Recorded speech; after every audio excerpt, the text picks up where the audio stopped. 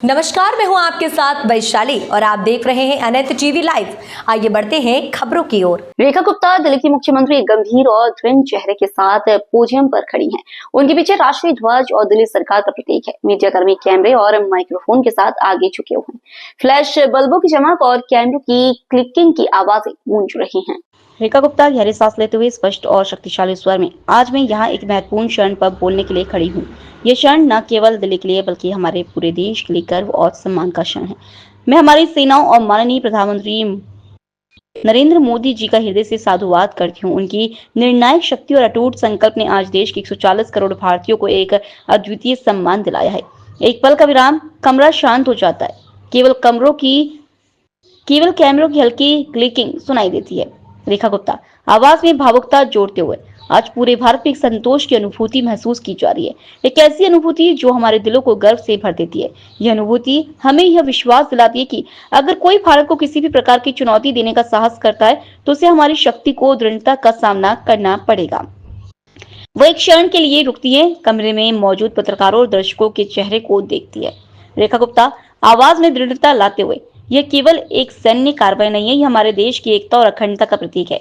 यह हमारे उन वीर जवानों को श्रद्धांजलि है जिन्होंने अपनी जान की बाजी लगाकर हमारे देश की सीमाओं की रक्षा की है। यह उन परिवारों के लिए एक संदेश है जिन्होंने अपने प्रियजनों को खोया है कि उनका बलिदान व्यर्थ नहीं जाएगा। दिल की गहराई से देश की सेनाओं का, माननीय प्रधानमंत्री जी का बहुत साधुवाद करती हूँ, प्रणाम करती हूँ उन्हें कि उनके निर्णय के द्वारा, उनकी निर्णायक शक्ति ने देश के 140 करोड़ भारतीयों को सम्मान दिलाया।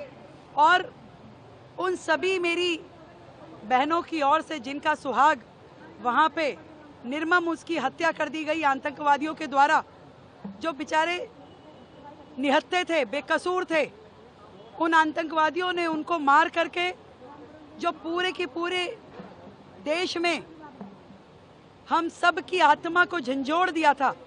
आज इस ऑपरेशन सिंदूर ने ना केवल मेरी उन बहनों को न्याय दिलाने का काम किया है, बल्कि पूरे के पूरे भारत में एक संतोष की अनुभूति महसूस की जा रही है कि भारत को यदि किसी भी प्रकार से कोई छेड़ने की कोशिश करेगा तो हमारी सरकार, हमारी सेनाएं उसके छोड़ेंगी नहीं। दिल की गहराई से बहुत बहुत धन्यवाद सरकार का, सेनाओं का।